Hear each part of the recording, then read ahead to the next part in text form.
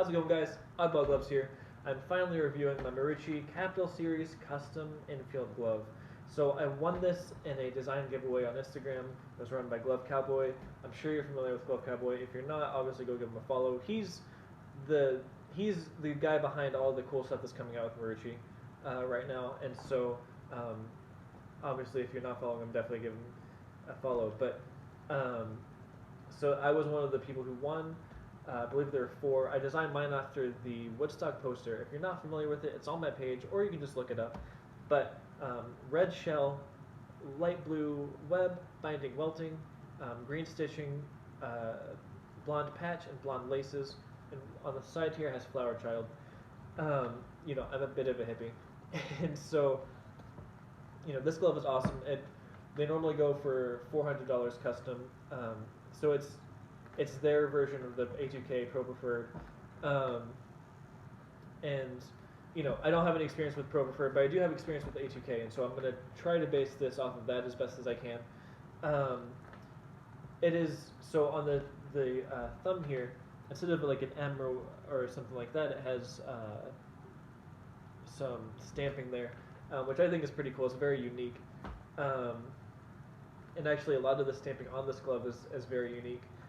So on the side here it has designed by Marucci Sports, Baton Rouge, Louisiana, and then here it has the coordinates. I don't know if you can see that, but it has the coordinates of Baton Rouge, and so that's pretty cool. And it's also, it doesn't have anything in the palm, which is a very, I think a lot of companies are going to that lately, and I think it's a good idea. I like the way it looks; it's very aesthetically pleasing, and I think it probably also has something to do with performance too. And so it is a neutral shape pocket according to the stamping, and it's of medium depth. I think mine I've made pretty shallow. I know a lot of people like to go 2 in the pink and most infield gloves, especially. I haven't seen anyone with a Marucci go traditional, but I go traditional in my gloves, and so it feels very shallow, and I also flare out the fingers quite a bit, and so that's just kind of what I got used to when I played second base when I was growing up, and so that's what I'm used to. But I've played a lot with it this summer. I've even pitched with it. I'm just pitching now. I'm not playing infield or anything, and I'm not gonna game it in the spring. I don't think, just because of the iWeb. But I have used it this summer during games because it's the summer ball. It's whatever. It's also like, I come set like down here, so it's kind of I don't think it's as much of a tell, especially because I only come from the stretch and it's summer ball. But spring I'm a little bit more particular about those sort of things, and so I probably won't use it then. But I will be practicing and stuff with it. The first thing about the leather is that, the one con I would say about the glove before anything else, and this is, personally it's not a con because I'm kind of used to it, but there's not a ton of palm padding. I mean, it's very thin just here in the palm. Personally, I've never used gloves with a ton of palm padding, so that's not a big deal for me, but if you're someone who needs that, then it definitely could be. And so if your heart is still set on that, I would suggest maybe getting a bigger size, just increasing that surface area in which you can catch a ball so it doesn't catch you there. But the leather on this thing is awesome. It's my lightest glove, and it's not going to pancake anytime soon. I know it looks a little bit shallow, but that's because the thumb is all the way back. If it was really, it'd still be like that. It doesn't have any give in it. I've been using it since like November. But it's a lot thinner than A2Ks or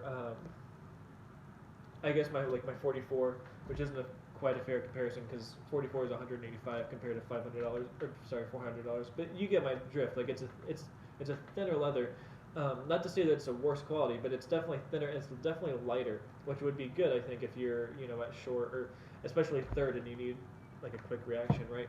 And so, it's definitely the lightest glove I own.